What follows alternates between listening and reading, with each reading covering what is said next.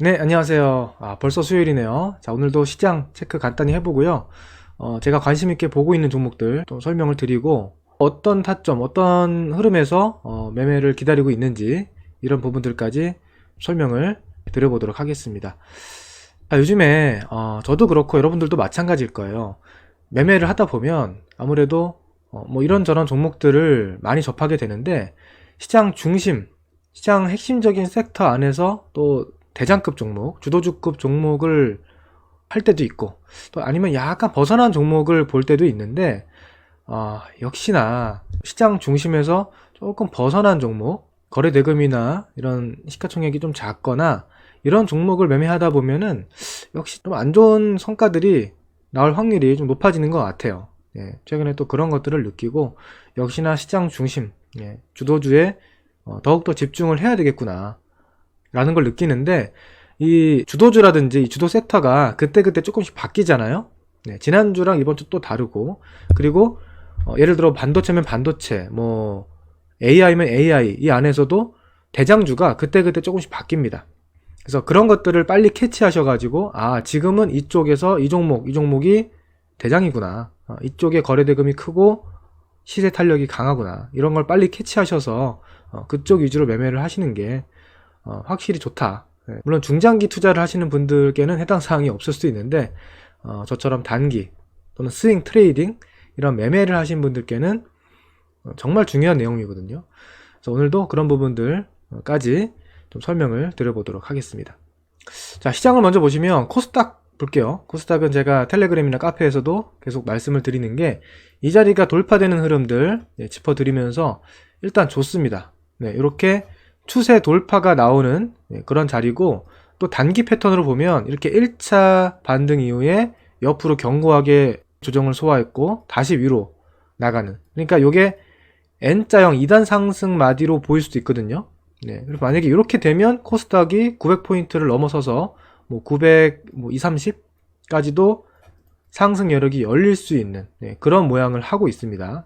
기술적 패턴으로만 보면요. 그래서 지금 이런 흐름에서는 뭐 중간에 흐름이 뭐 갑자기 꺾인다든지, 뭐 외국인들이 강력한 매도로 돌아선다든지, 아니면 뭐 시장의 핵심 주도주들, 중요한 종목들이 갑자기 크게 꺾인다든지, 이런 시그널만 없다고 한다면 중간중간에 조정은 있을 거예요. 뭐 계속 올라가진 않겠죠. 올라가더라도 출렁출렁하는 흐름은 당연히 있겠지만, 그래도 좀 추세적인 흐름이 더 이어질 가능성을 높게 보는 게 맞을 것 같아요. 그래서 이런 구간에서는 조정시마다 매수 관점으로 보고 있고요. 너무 막 과열된 종목들을 뒤늦게 쫓아가는 것만 아니라고 한다면 주도 섹터 내에서 순환매는 이어진다. 그 다음 코스피로 오면은, 코스피 차트가 약간 코스닥보다는 불편하긴 해요. 보기가 불편하죠. 패턴도 약간 이상하고. 여기가 일단 어쨌든 돌파되고는 있습니다. 이런 자리가 돌파는 되고 있어요. 신고가 갱신 나왔고, 이런 자리에서 박스권 상단 매물 저항을 그래도 상당 부분 소화를 하고 넘어가고 있는 거는 사실입니다. 최근에 외국인 선물 수급도 괜찮고, 오늘도 외국인이 코스피에서 3,300억 정도 순매수도 해줬고, 수급도 괜찮아요. 어쨌든 좋은 흐름이라고 볼 수 있겠고요. 자, 그럼 앞으로 어떻게 봐야 되느냐, 이 자리 있죠. 코스피 지수 기준으로 2660선, 이런 자리가 다시 이렇게 강하게 음봉으로 이탈돼서 밀려 내려온다거나, 이런 것만 아니면 괜찮은 거예요. 코스피 기준 2660선 위에서, 2670선 이상이면 더 좋습니다. 2670선 위에서 뭐 왔다 갔다 하면서 조정받는다? 그거는 오케이. 결국 그렇게 조정이 소화되면은 추가 상승이 2700선 위로 나오면서 좀 넓게 볼까요? 뭐 자리는 많이 있어요. 이런 자리까지 열려 있기 때문에 기술적으로는 2700 후반선, 또는 뭐 2800선까지도 가능성이 열리고 있는 그런 흐름이다 라고 보고 있습니다. 다만 아까 코스닥도 그렇고 코스피도 그렇고 지수상 기대할 수 있는 수익률이 그렇게 크지가 않아요. 그죠? 그러니까 지수가 뭐 2900 간다, 3000 간다 그러면은 지금 뭐 걱정이 없는데, 지수가 간다 하더라도 탄력이 그렇게 강한 장은 아닐 거란 말이에요, 지금은. 왜냐하면 제가 이거 미리 말씀드릴게요. 좀 있으면 미국에서 금리 인하가 시작될 수가 있는데, 지금 시장이 가는 어떤 근본적인 원동력이라고 한다면 금리 인하 기대감이에요. 근데 금리 인하 기대감이 막상 금리 인하가 시작이 되면 아마 단기 악재로 좀 바뀔 수도 있습니다. 왜냐면 원래 금리 인하 자체가, 첫 번째 금리 인하는 호재보다는 악재로 둔갑할 가능성이 있거든요. 그러니까 경기가 그만큼 침체 위험이 있고 어려우니까 금리 인하를 시작한다는 논리이기 때문에 처음에 금리 인하 기대감이라고 하면은 이제 긴축이 끝났다라는 기대감으로 먼저 주가가 올라가잖아요. 주가가 좀 안 올랐으면 또 몰라.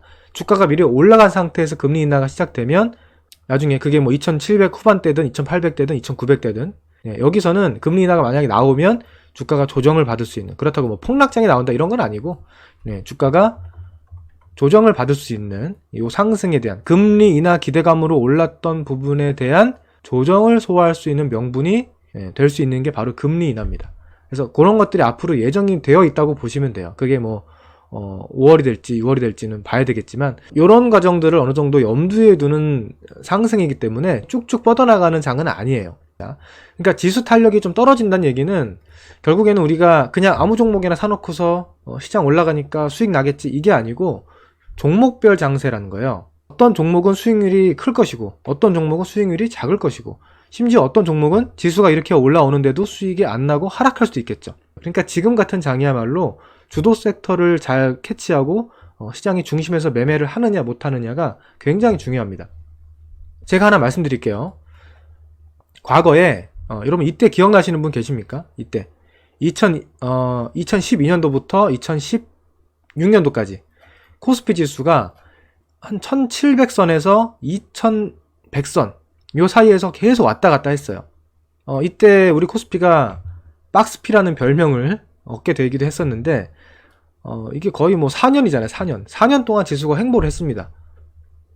물론 그 안에서 상승장도 있고 하락장도 있고 했어요. 왔다 갔다 했는데 크게 보면 결국 박스피란 말이에요. 박스피. 그러니까 지금도 제가 작년부터 말씀을 드린 게 여기서 상승장이 나왔고 여기서 하락장이 나왔고 그럼 지금 바로 상승장이 나오느냐? 그건 아닌 것 같고 당분간 박스권이 될 것 같다.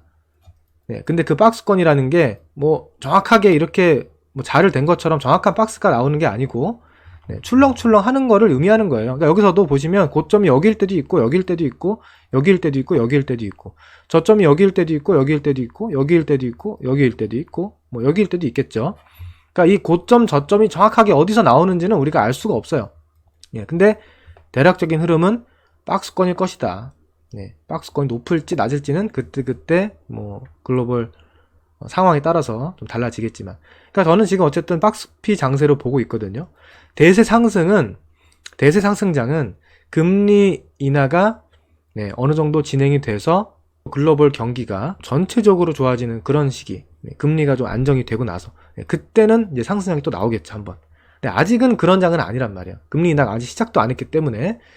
그래서 이런 박스권 장세에서는요 어떤 특징이 있냐면, 여러분 이때 있죠. 이때 지수가 이렇게 가만히 있으니까 시장이 재미없었겠다, 지루했겠다, 뭐 크게 올라가는 종목이 없었겠다 라고 생각하실 수도 있는데 절대 그렇지가 않습니다. 한번 볼게요. 제가 몇 개만 샘플로 보여드릴게요. 시간이 길어지니까. 자, 한샘이라는 종목의 주봉입니다. 보시면 2012년도부터 2015년도까지 아까 코스피가 요 박스피를 그리던 이 시기입니다. 이 시기에 한샘이 주가가 만원대에서 30만원 갔어요. 여러분 만원에서 3만원 간 게 아니고 만원에서 30만원 갔어요. 그러니까 거의 뭐 20배 30배 간 거예요. 두세 배도 아니고. 근데 한샘만 간 게 아니고 이 당시에 현대리바트라든지 뭐 대림비행코라든지 하츠 이런 건자재 건설 관련주들이 급등했거든요. 근데 이때 왜 그랬냐면 재건축 열풍이 불었고요, 이 당시에. 그리고 리모델링 이런 열풍이 불면서 한샘이 그때 이 시대적 패러다임에 맞아가지고 급등을 했었던 거죠. 실제로 실적도 급증을 했고, 근데 실적이 급증했던 규모보다 주가가 더 많이 간 거는 앞으로 이런 리모델링 재건축 붐이 상당 기간 오래 갈 것이다 라는 기대감이 이제 반영이 됐던 건데 실제로는 그러다 말았죠. 요즘에 리모델링이나 이런 것들이 뭐 그때처럼 활발하진 않죠. 자, 아무튼 이때 시장은 박스피였지만 이렇게 큰 주도 섹터, 주도주가 나왔다라는 거. 그 다음에 또 뭐가 있었냐면, 자, 아모레 퍼시픽이라는 종목입니다. 화장품 대장주죠. 얘도 마찬가지로 2014년도부터 2015년 이때 주가가 엄청 많이 올랐어요. 8만원, 9만원대에서 45만원까지 몇 배나 올랐죠. 작게 오른 게 아닙니다. 그러니까 아모레 퍼시픽이 이 정도 올랐으니까 화장품 관련된 중소형주도 얼마나 많이 올랐겠어요. 이때도 마찬가지로 박스피 장세였다. 자, 그 다음 컴투스, 게임빌 이런 게임주들을 보시면 2012년도에 이미 시세가 한번 크게 나왔고 조정을 거치고 나서 2014년도에 엄청난 시세를 보여줍니다. 게임주. 이 당시에 이제 스마트폰이 보급이 되고 스마트폰 보급률이 커지고 난 이후에 이제 뭐 카카오톡이라든지 게임 이런 어플에 대한 수요가 급증했거든요. 그때 이게 급등한 거죠. 그럼 이 앞에는 뭐가 갔을까요? 이렇게 스마트폰 게임주가 갔다는 얘기는 그 앞에 뭐가 갔을까요? 당연히 스마트폰 관련 부품주가 갔겠죠. 파트론이라는 종목인데요. 파트론이 2012년도에 급등을 하기 시작해서 2013년도 사실은 뭐 그 전부터 오르긴 했는데 어쨌든 2012년, 2013년도에 엄청난 시세를 터뜨렸습니다. 네, 주가가 뭐 7,000원, 8,000원대에서 26,000원까지 갔고 하나만 더 보면 인터플렉스라는 종목이 있는데요. 이 종목이 또 스마트폰 부품주였죠. 네, 그 당시에 2012년도 이런 시세를 보여줬습니다. 2010년도부터. 그러니까 지수는 가만히 있는데 이런 종목들이 터진다는 거죠. 아모레퍼시픽은 이때 왜 올랐냐면 이 당시에 이제 중국에서 한류 열풍이 불면서 한국의 화장품이 중국에서 본격적으로 불티나게 팔리던 시기입니다. 요즘에는 조금 열기가 식었잖아요. 중국의 화장품, 로컬 화장품들도 수준이 좀 올라왔고 한류 열풍이 좀 식었는데 이 당시만 해도 보따리상들이 한국 화장품을 사다가 갖다 팔면 그냥 다 팔리던 시기라고 합니다. 네, 그러니까 아모레퍼시픽이 뭐 급등했고 화장품도 다 급등했는데 그럼 여러분들 이상한 거 못 느끼세요? 이상하지 않아요? 아니 이렇게 대박나는 종목들이 계속 나오는데 왜 지수가 가만히 있지? 저렇게 대박주들이 많았으면 시장이 올랐어야 되는 거 아니야? 라는 생각이 들죠. 자, 그러니까 여기서 중요한 건 뭐냐면 이렇게 대박나는 주도 섹터, 주도주가 있는 반면에 비주도주, 소외주 계속 하락하는 종목이 있다는 얘기예요. 대표적으로 보시면 포스코 홀딩스, 이 당시에는 그냥 포스코였죠. 최근엔 좋은 종목이 됐지만 이 당시만 하더라도 2011, 2013, 2014, 2015 어때요? 네, 주가가 40만원, 50만원대에서 30만원, 20만원, 심지어 15만원까지 하락합니다. 그 다음에 또 조선주 가볼까요? 조선주 중에서 약간 작은 종목 STX로 보면 STX도 과거에 한때 굉장히 우리 시장에서 한 축을 담당했던 종목인데 보시면 2011년, 2012년, 2013년, 2014년 주가가 이건 뭐 거의 뭐 말도 안 되게 급락했죠. 네, STX뿐만 아니라 그 당시 조선 업종도 안 좋았어요. 그러니까 철강, 조선 이런 굴뚝주, 경기 민감주들이 안 좋았습니다. 그러니까 이런 종목들은 이렇게 계속 떨어지고 가는 종목은 가는 거예요. 그러니까 지수는 그 자리에 가만히 있는 거죠. 그 다음 또 멀리 갈 것도 없이 삼성전자만 보면 돼요. 삼성전자가 2013년도에 고점을 치고 2016년도 초반까지 이렇게 3년, 4년 동안 박스권을 그리면서 또 약간 완만하게 내려가잖아요. 그러니까 코스피 지수의 시가총액 상위를 차지하는 삼성전자가 이렇게 내려가니까 나머지 중소형주들이 급등하고 해도 지수는 크게 못 가는 거죠. 그러니까 작년하고 올해도 마찬가지라고 저는 생각해요. 이렇게 지수는 여기서 왔다 갔다 하면서 움직이고 있는데 또 앞으로도 한동안 이렇게 움직일 텐데 작년에 2차전지라든지 이런 뭐 HBM 반도체 종목들 급등했죠. 엄청난 시세 터졌죠. 그리고 올해 상반기에도 지금 AI 관련된 뭐 AI 반도체, HBM이 아니라 약간 팹리스라든지 디자인하우스 이런 종목들 급등했고 그 다음 뭐 일부 바이오 종목들 급등했고 보시면 작년에 에코프로 BM 이렇게 급등했고 또 한미 반도체 작년부터 뭐 지금도 급등하고 있고 그러니까 이게 제가 2014년도, 2015년도, 2012년도 보여드렸던 한샘, 뭐 아모레퍼시픽과 다를 게 없는 거예요. 그러니까 주도 섹터가 한번 잡히면 이렇게 큰 시세를 내고 그 다음에 뭐 가온칩스, AI 반도체 관련된 디자인 하우스 이런 종목들이 지금 시세가 이미 많이 터지긴 했지만 과거의 사례를 봤을 때 여러분 이렇게 많이 올랐다고 해서 무조건 끝납니까? 예를 들어 가온칩스가 3만원에서 10만원 왔어요. 3배 올랐어요. 이거 말도 안 되는 거예요. 물론 제가 이거 뭐 추격 매수하라는 얘기가 아니고 과거에 봤던 사례들을 보시면 이렇게 한샘이 2만원대에서 30만원 10배를 간다니까 10배 10배도 갈 수 있는 게 주도주예요. 그 다음에 지금 이런 종목이 또 있죠. HD 현대 일렉트릭 또 재룡 전기 뭐 이런 종목들 전력망, 전력기기, 변압기 관련주들 보시면 현대 일렉트릭도 작년에 2만원에서 시작해서 지금 14만원 왔거든요. 물론 이거 부담됩니다. 지금 이거를 매수하라고 추천하기는 굉장히 부담이 됩니다. 그런데 과거의 사례를 봤을 때는 이게 지금 무조건 고점이고 말이 안 된다라고 말하기도 어렵다는 거예요. 그러니까 제가 지금 드리고 싶은 말씀은 뭐냐면 이런 박스권 장세에서는 오히려 시장이 양극화된다는 거예요. 그러니까 차라리 코로나 끝나고 이렇게 급등장 나올 때 있죠. 대세 상승장. 이때는 오히려 편해요. 그냥 다 갑니다.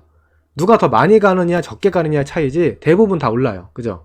이 당시엔 다 올랐을 거야. 아마 화학도 오르고 뭐 인터넷도 오르고 바이오도 오르고 자동차도 오르고 2차전지도 오르고 다 올랐잖아요. 그러니까 이때는 주도 섹터를 찾고 하는 게 별로 의미가 없을 수도 있어요. 그냥 골고루 다 올라갑니다. 근데 이런 박스권 장세에서는 주도 섹터를 선점하고 그쪽을 캐치하는 게 그만큼 중요하다는 거죠. 만약에 그 주도 섹터를 못 잡고 반대로 신저가를 깨고 내려가는 종목에 걸리면, 여기도 있었잖아요. 포스코 같은 거. 계속 내려가요. 올라가는 종목은 계속 올라가고. 그러니까 이번에도 마찬가지. 올라가는 종목 계속 올라갈 수 있고 내려가는 종목 계속 내려갈 수도 있어요. 물론 모든 종목이 다 이렇게 이분법적으로 올라가냐 내려가냐 이렇게 갈리진 않겠지만, 그래도 우리가 이런 관점에서 재수 없으면 이쪽에 걸릴 수 있으니까 이왕이면 이쪽을 잡기 위한 노력을 해야 된다는 거죠. 노력을. 되든 안 되든 노력은 해야 될 거 아닙니까? 그럼 이쪽을 잡으려면 어떻게 해야 되냐? 과거에 이런 컴투스 같은 종목을 잡으려면 어떻게 해야 될까요? 이걸 잡으려면 여기서 잡을 수 있을까요, 여러분들? 여러분들이 주도주를 잡을 때 여기서 잡으려고 그러면 안 되는 거예요. 이건 못 잡아요, 아무도. 주가가 이렇게 강하게 올라가기 시작할 때부터만 잘 봐도 돼요. 한샘도 마찬가지. 한샘도 이런 주식을 여기서 사서 이걸 먹으려고 하는 거는 물론 불가능하진 않겠지만 이거 굉장히 어렵다고 봅니다, 저는. 이건 알 수가 없다고요. 그러니까 주도 섹터를 발굴하는 팁은 결국에는 이렇게 신고가를 뚫고 주가가 여기를 강하게 뚫고 올라가면서부터, 야 이거 왜 이렇게 세? 코스피는 박스권에 갇혀 있는데 이거 왜 이렇게 급등하지? 왜 신고가가 나지? 거기서부터 이 종목이 이런 이유 때문에 좋구나, 이거 주도주구나, 주도 섹터구나 라는 거를 이제 캐치하면서부터 이게 시작이 되는 거예요. 이렇게 많이 올랐지만 더 오르고 더 오르고 더 오르는 거잖아요. 자, 아모레 퍼시픽도 마찬가지. 2014년도에 이런 자리, 고점 자리가 돌파가 되면서 신고가가 납니다. 지수가 박스권 이거 안 좋은데 왜 이렇게, 이 종목 왜 이렇게 많이 올라가지? 이거 말이 안 돼. 이거는 말도 안 돼. 절대 사면 안 돼. 너무 고평가야. 고점이야. 이렇게 생각하면 그냥 구경만 하는 거예요, 계속. 그냥 계속 구경합니다, 화장품주. 그러다 언제 삽니까? 여기서 사요, 여기서. 이제 여기서. 화장품주 계속 올라가는 거 2년 동안 보다가, 그러다가 내려오면 사야지 해서 내려오면 사요. 물론 내려와서 사면 또 뭐 수익 나죠. 네, 잘 사면 수익 납니다, 또. 근데 뭐 너무 높게 사면 물리는 거고, 또 낮게 사면 수익도 나는데, 이제 이렇게 하다가 여기서 열심히 매매합니다. 그죠, 여러분? 여기서 열심히 매매해요. 그러다 빠지면 이제 물리는 거예요. 근데 여기서 재밌는 건 뭐냐면, 여기서는 말도 안 되고 이게 왜 올라가지 이해가 안 되던 종목이 여기서는 매수하고 싶다는 거죠. 여러분, 이거 또 하나 기억나는 거 이거예요. 이건 가까운 예니까 여러분들이 기억나실 거예요. 카카오가 코로나 이후에 이렇게 신고가를 내면서 급등하잖아요. 그럼 원래는 여기서부터 우리가 봐야 되는 거예요. 신고가를 뚫을 때, 52주 신고가 또는 사상 신고가를 뚫을 때부터 여기서부터 봐야 돼. 근데 여기서 야 이렇게 많이 오른 걸 어떻게 사? 이거 말이 돼? 라고 하지만 계속 올라가죠? 계속 올라가지? 그럼 나중에 어떻게 돼요? 야, 카카오를 사야 되는구나. 카카오를 사야 되는 거 어떻게 사? 내려오면 사요. 내가 4만원, 5만원 때는 말도 안 된다 생각했던 주식을 14만원에 사고 있다니까요. 그래서 사서 물려 또. 이거예요. 여러분 이해되시죠? 그러니까 주도주를 우리가 매매할 거면 진작에 빨리 봐야 된다는 거예요. 빨리 주도 섹터가 신고가를 뚫을 때. 나중에 한창 뭐 1년, 2년 오른 다음에 보면은 의미가 없다. 그래서 보통 주도주 여러분 30%, 50% 오르고 끝나는 게 주도주가 아닙니다. 주도주는 최소 뭐 3, 4배, 많게는 10배도 올라요. 그리고 기간으로 보면은 뭐 한 달 오르고 끝나는 거 없어요. 기간상으로는 짧아도 3, 4개월 이상, 뭐 길면은 1년 이상입니다. 그러니까 어떤 주식이 주도주 같은데 뭐 한 30% 올랐어요. 한 보름 동안. 절대 끝 아니에요. 그런 주식을 끝이라고 생각하면 안 됩니다. 아시겠죠? 그래서 정리해보면 이런 박스권 장세에서는 주도주 잡기가 중요하다. 근데 주도주를 잡으려면 바닥권 종목을 보는 게 아니고 52주 신고가 또는 사상 신고가를 돌파하는 종목 위주로 우리가 관심 있게 봐야 된다. 그런 종목에서 돌파할 때 매매를 하거나 또는 누릴 때 중요한 지지선으로 내려올 때 매매를 하거나 이런 습관이 중요하다는 거죠.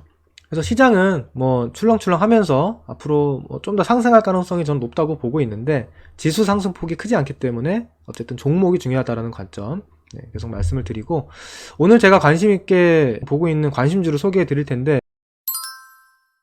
여기 오른쪽에 보시면 원전 쪽 하고요. 그 다음에 전력 변압기, 그 다음에 AI 소프트웨어, 그리고 2차전지 안에서 최근에 좀 부각이 되고 있는 일부 종목들, 이런 쪽 중심으로 말씀을 드려보겠습니다. 뭐 아래쪽부터 볼까요? 네, 제일 처음 봐야 될 게 지금 레이크 머티리얼즈라는 종목이 있어요. 네, 이 종목이 사상 신고가를 뚫었죠. 네, 그러니까 이런 자리는 뭐 쫓아가면은 안 됩니다. 네, 이런 자리 추격 매수는 좀 위험하고, 이렇게 사상 신고가를 갭 상승을 동반해서 강력하게 돌파를 했잖아요.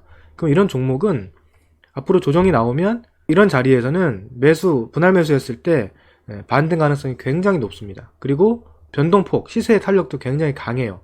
그래서 다른 종목들이 뭐 하루에 2, 3% 겨우 오를 때 이런 종목들 하루에도 뭐 10% 이상 변동성이 나올 수 있기 때문에 우리 같이 트레이딩, 단기 매매를 하는 사람들한테는 굉장히 중요한 종목들이죠. 이런 종목들이. 물론 여기서 이렇게 바닥을 다지고 뭐 이게 더 신고가로 갈 수도 있고요. 아니면 뭐 이렇게 하고 다시 빠질 수도 있고 그래요. 그거는 그 다음 문제입니다. 그러니까 아까도 봤지만 이런 주도주라는 게 이런 신고가를 내고 뭐 3배 갈지 4배 갈지 5배 갈지 그거는 우리가 다 정확하게 알 수는 없어요. 그렇기 때문에 이렇게 올라갈 때 추격 매수하는 것만 주의를 하고요. 조정시 매수하는 이런 타점은 자주 오는 타점이 아니기 때문에 잘 봐야 된다는 거죠. 이 레이크 머티리얼즈는 전고체 배터리 테마에서 대장주입니다. 삼성 SDI는 또 다른 의미의 주도주죠. 그러니까 전고체 배터리 테마를 이끄는 제일 형님이죠. 가장 대형주고 중심을 잡아주는 종목인데 시세 분석상 이 종목은 뭐 신고가를 뚫고 가는 흐름은 아니기 때문에 이게 주도주라고 보긴 어렵고, 저는 이제 만약에 매매를 한다면 레이크 머티리얼즈를 1순위로 볼 거고요. 전고체 배터리에서는. 만약에 이런 자리 내려와서 매수 기회를 준다. 그러면 삼성 SDI도 아마 살짝 놀릴 수 있어요. 살짝 놀림 조정이 나올 수 있는데, 그러면 나는 좀 대형주가 좋다. 나는 대형주를 선호한다 하시는 분들은 레이크 머티리얼즈 매매 타이밍에 삼성 SDI를 같이 보면서 타이밍을 잡아볼 수 있겠죠.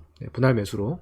그다음에 에코앤드림은 전고체는 아니고 전구체입니다. 그러니까 전고체 테마랑은 연관이 없지만 얘는 좀 별개로 보시면 이렇게 강한 신고가 돌파가 나왔어요. 지난 2월 달에. 이렇게 급등이 나옵니다.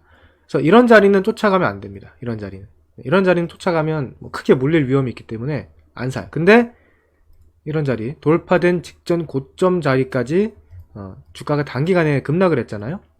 그러면 이 상승에 대한 조정이 이렇게 나왔고 어느 정도 충분히 나왔기 때문에 이런 자리에서 분할 매수, 이런 자리에서 분할 매수하면은 단기 반등 파동이 나올 가능성이 높은 자리죠. 마찬가지로 이렇게 신고가를 돌파한 종목 안에서 타점을 잡는 매매입니다. 자, 그 다음에 오늘 가장 눈에 띄는 종목 중에 하나가 바로 가비아입니다. 가비아가 좀 아쉬운 거는 거래 대금이 크거나 그런 종목은 아니에요. 그런 부분 조금 아쉽지만 오늘 상한가가 나왔는데 이게 사상 신고가 돌파 상한가입니다. 이런 과거의 고점 자리, 이런 자리도 있고 이런 자리를 돌파했죠. 아까도 보셨지만 이렇게 신고가를 돌파한 종목 안에서 추가 상승하는 주도주가 탄생할 확률이 높다. 그죠? 무조건은 아닙니다. 무조건은 아니지만 그래도 확률적으로 이런 종목 안에서 우리가 매매를 한다면 이런 주도주를 매매하게 될 가능성이 높다는 거죠. 그래서 중기 투자를 하든 뭐 단기 매매를 하든 이런 돌파 양봉은 우리가 잘 봐야 돼요. 그래서 가비아가 오늘 급등한 이유는 미국의 오라클이라는 종목이 어저께 급등을 했습니다. 오라클 덕분에 엔비디아도 반등을 하게 된 건데, 오라클이 이제 클라우드 관련주예요. 인터넷 뭐 AI 클라우드 그쪽으로 약간 시장에 관심이 쏠린 겁니다. 다시. 그러니까 오늘 AI 반도체 관련주들이 대부분 조정을 받는 그 흐름에서 AI 소프트웨어 관련주들이 많이 올랐거든요. 대표적으로 가비아가 그랬고 또 이스트 소프트도 오늘 60일선에서 급반등이 나왔죠. 그리고 KINX도 오늘 반등이 나왔는데, 가장 강한 종목 2개를 꼽자면 가비아랑 이스트 소프트입니다. 가장 강하고 신고가에 있는 종목 또는 그 다음으로 강한 종목 정도만 우리가 관심 있게 보면 된다. 그래서 가비아 같은 경우는 지금 상한가니까 이 위에서 추가 급등할 때 추격 매수하는 거는 리스크가 있고요. 조정이 나왔을 때 분할 매수, 또는 조정이 깊게 안 나와도 옆으로 횡보를 꾸준하게 한다.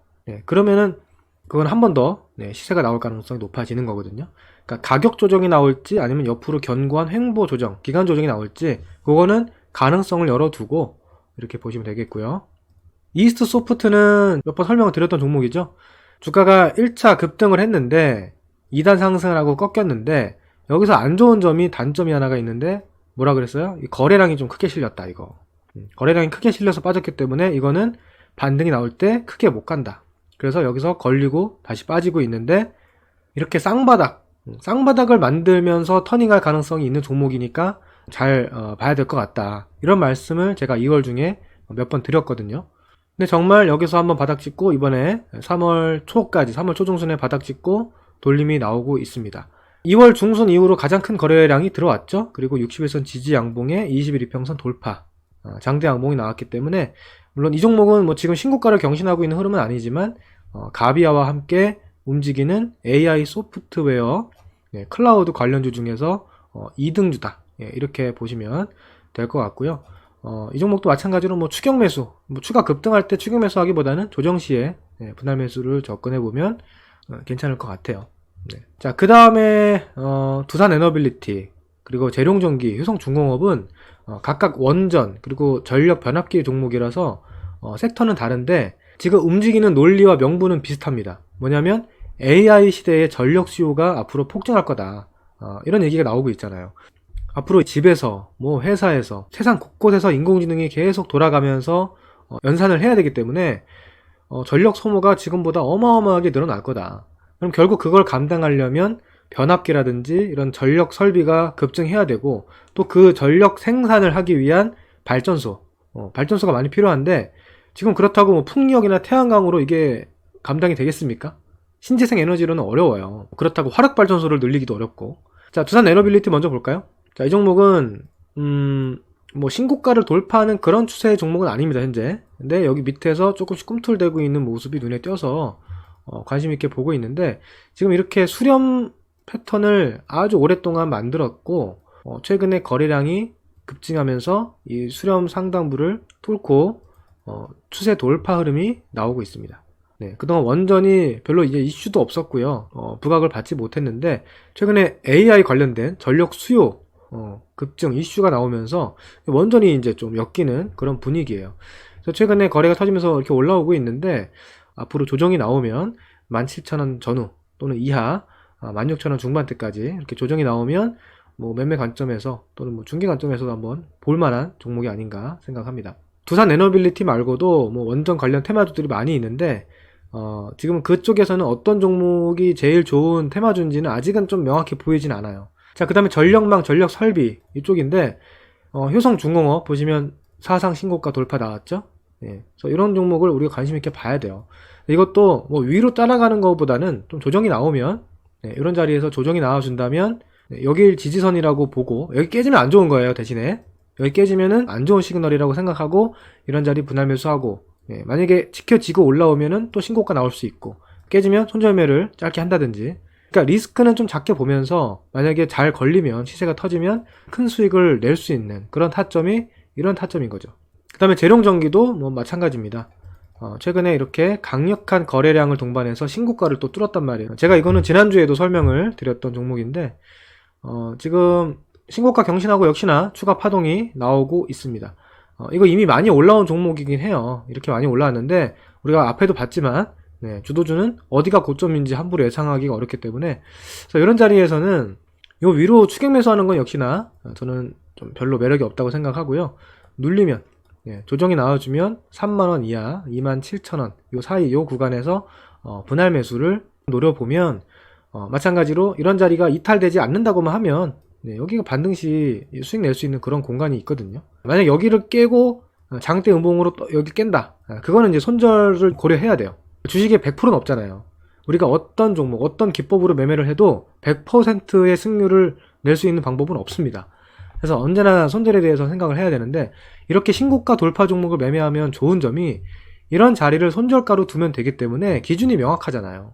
우리가 그냥 이렇게 내려가는 종목을 사면 이걸 여기서 팔아야 되는지 여기서 팔아야 되는지 계속 떨어지기만 하니까 뭐 어디가 안 좋은 건지를 알 수가 없잖아요. 그죠? 이런 신고가 종목을 매매하면 여기가 돌파돼서 매수를 하잖아요. 여기가 다시 이탈되면 안 좋은 거예요. 그냥 여기가 이탈 안 되고 상승이 나오면 추세가 이어지는 거고 그러니까 이런 자리가 재룡전기도 좋은 매매 타점이 되겠죠.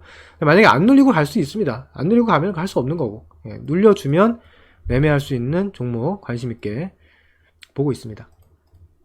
자, 제가 항상 말씀드리지만 이런 관심주는 네, 제가 실제로 관심 있게 보면서 매매할 수 있는 종목들을 말씀을 드리는 거고, 뭐 무조건 급등하고 무조건 다 대박나는 그런 주식이 아니기 때문에 여러분들이 제가 오늘 드린 설명들을 참고하셔서 너무 성급하게 추격 매수하지 마시고, 네, 조정을 기다려서 매매 계획을 세워서 분할 매수로 접근하신다면 그냥 애매한 어설픈 종목들을 매매하는 것보다는 훨씬 탄력적인 그런 수익이 나올 가능성이 있는 종목이라고 보시면 되겠습니다. 그래서 뭐 시장은 지금 뭐 크게 이상 징후도 없고요. 그렇다고 아주 편안하지도 않고 당장 급락할 것 같지도 않고 굉장히 애매한 그런 흐름 속에서 아까 말씀드린 대로 지수보다는 종목에 포커스를 맞추셔가지고 매매를 이어가시면 될 것 같습니다. 그 다음에 AI 반도체 쪽이 오늘 좀 많이 밀렸는데 아마 반도체 쪽을 갖고 계신 분들 조금 오늘 걱정이 되실 것 같아요. 일단 엔비디아가 지난주 금요일이죠? 이렇게 장대 음봉이 나오면서 거래량이 터지는 바람에 약간 이제 그 판을 흔들고 있는 거거든요. 근데 저는 개인적으로 엔비디아가 여기가 고점이다라고 보진 않고 있어요. 왜 그러냐면 얘네가 앞으로 올 여름이나 하반기에 내놓을 재료나 실적이 여전히 많이 남아있어요. 좋은 내용들이. 근데 문제는 뭐냐면 주가가 하반기까지 이렇게 차근차근 올랐으면 괜찮은데 너무 가파르게 오른 거예요, 이게. 그러니까 어떻게 해야 돼요? 속도 조절을 해야죠. 그러니까 이렇게 오르면 될 거를 이렇게 올랐으면 다시 속도 조절하면 됩니다. 그리고 나서 실적이 한 번 더 업그레이드 될 수 있는 시기가 되면 다시 올라올 수 있겠죠. 결국 궤적의 차이예요. 빨리 갔다가 쉬었다 다시 가느냐 아니면 천천히 가느냐. 최근에 이 상승은 너무 좀 가파르긴 했다. 그래서 그거에 대한 단기 차이 실험 매물이 좀 나왔다라고 보고 있고, 제가 자료 하나 가져왔는데 이 엔비디아가요 가이던스를 미리 한 분기 전에 그 다음 분기의 실적 가이던스를 굉장히 명확하게 주거든요. 그래서 엔비디아는 지나간 실적보다는 그 다음 분기에 어떤 전망을 해주느냐에 따라서 주가가 좀 갈리는 편인데 3분기 실적이 어마어마하잖아요. 신제품도 나오고. 그러면 2분기 실적 발표를 할 때, 올해 2분기 실적 발표를 할 때 다음 3분기 가이던스가 굉장히 크게 발표될 가능성이 높죠. 아직 2분기 실적 발표를 안 했습니다. 그리고 3월 중하순에 또 일정이 있고 앞으로도 계속 신제품 발표 일정이 있기 때문에 제가 봤을 때 엔비디아는 저런 재료들이 노출되기 전에 뭐 섣불리 이게 뭐 상투다 뭐 이제 끝났다 이렇게 얘기하는 거는 좀 맞지 않는 것 같고, 단기 고점은 나온 것 같다. 단기 고점. 그 정도로 생각하면 될 것 같습니다. 뭐 쉽게 무너질 것 같지는 않아요. 그래서 우리나라 반도체 기업들, AI 반도체 기업들도 단기 고점 가능성은 있습니다. 종목별로 좀 다르겠지만.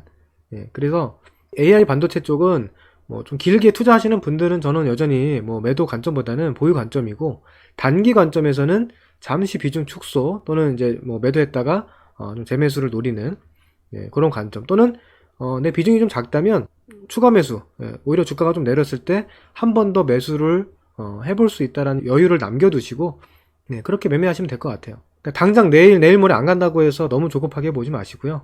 지금 조금 쉬어갈 때 됐구나, 그동안 많이 올랐지, 이런 마인드로 보시면 그래서 제가 오늘 가져온 관심주들은 AI 반도체보다는 오히려 AI 소프트웨어라든지 뭐 전력 관련된, 근데 여전히 AI 관련주입니다 다, 그죠? AI 관련주예요. AI 관련해서 반도체를 보느냐, 뭐 전력, 뭐 발전, 뭐 소프트웨어를 보느냐, 그런 차이지 어쨌든 이 중심에는 AI가 있습니다. 오늘 영상 이 정도 하겠습니다. 도움이 되셨다면 구독, 좋아요 꼭 부탁드리고 다음 주에 또 좋은 내용으로 찾아뵙도록 하겠습니다. 감사합니다.